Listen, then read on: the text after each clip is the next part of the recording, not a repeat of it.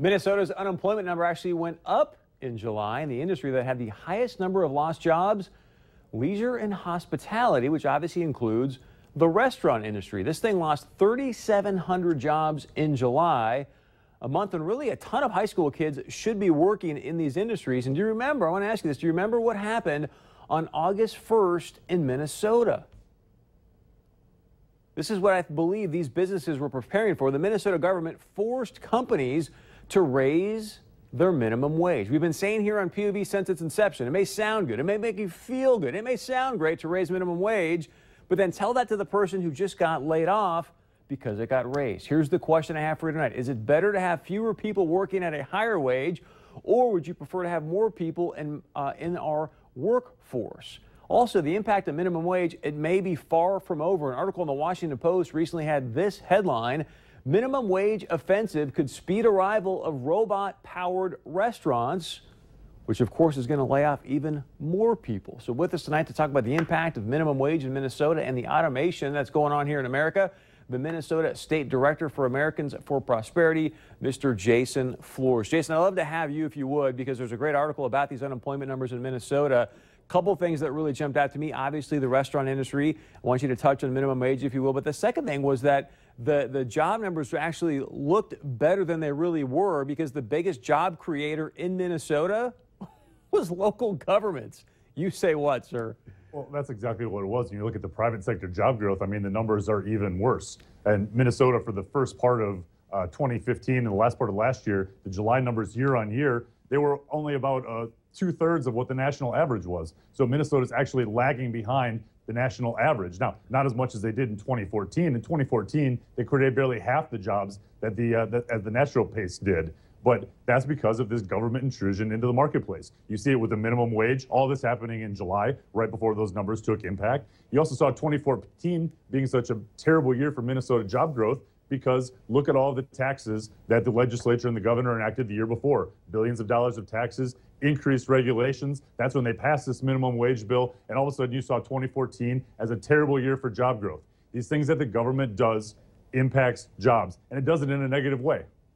Well, that's what I want you to kind of speak to, Jason, because you and I have had a lot of these conversations. I've had directors on from the Minnesota Chamber of Commerce as well, and you look at the numbers in Minnesota, maybe not at the moment, but even prior to, at least during the legislative session, and things looked really good in Minnesota. I mean, you had the surplus, unemployment numbers were going down, things seemed to be heading in the right direction, but maybe it was more because, hey, we're dealing with a Titanic, not a speedboat, and that's why some of these more liberal policies are starting to have a negative impact that I thought they were going to have a while ago. Maybe it's just taking a while for those to catch up. Is that? And I know what you're supposed to say here because of your position, but I mean, as objective as you can, is that kind of the bigger picture that's happening here?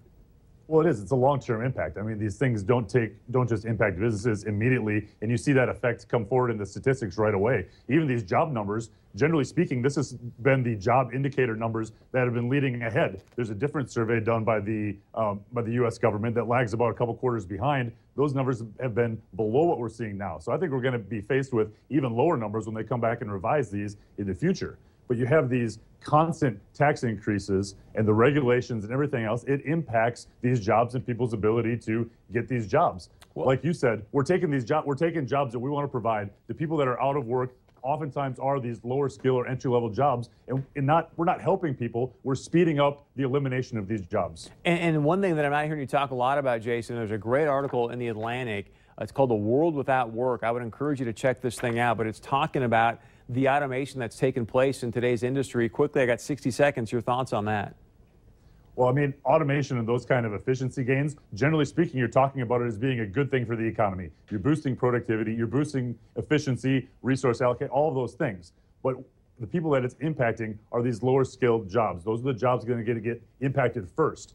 The job outlook, if you have those higher tech skills, the science, technology, engineering, math skills that put these automation pieces into place and are those people that manage them, that's great for them. But we have to take another hard look at what we're doing at the lowest and entry-level job skills, those lower wage jobs. One of the things that a lot of people aren't talking about is obviously Google is looking at these driverless cars, and one of the things that many of you may not be aware of out there is that the biggest employer of males in America is driving jobs. You're talking about trucking jobs, obviously taxi, those kind of things. You start coming up with driverless cars, driverless trucks, the unemployment numbers are going to go through the absolute roof. Jason, I got about 30 seconds left. I want one last thought because you are a former college athlete. Today, NDSU comes out. They say, hey, yes, we will pay our athletes the cost of attendance. Good thing or bad thing, in your opinion? Well, the difficult part with this is you already got these guys that are basically getting a free ride to college, getting the education and those kind of skills that they're going to use in many of the case in NDSU players where they're not going on to professional leagues, and they're getting that paid for. Now, I went to a school that didn't have those athletic scholarships. I always worked during the school year as much as I could, but then made my money during the year. Now, why can't some of these football players do the same thing that the rest of us did as we were playing 2 sports and managing to get a degree? So I realized that. Who invited you on this show? That was terrible. Golly, Jason Flohrs. Come on, you got to work for a living, even if you're a football player. They're playing ball. Minnesota State Director for the Americans for Prosperity, Jason Flohrs. Want to remind you, coming up in tonight's, thank you very much, Jason. I appreciate it. Coming up.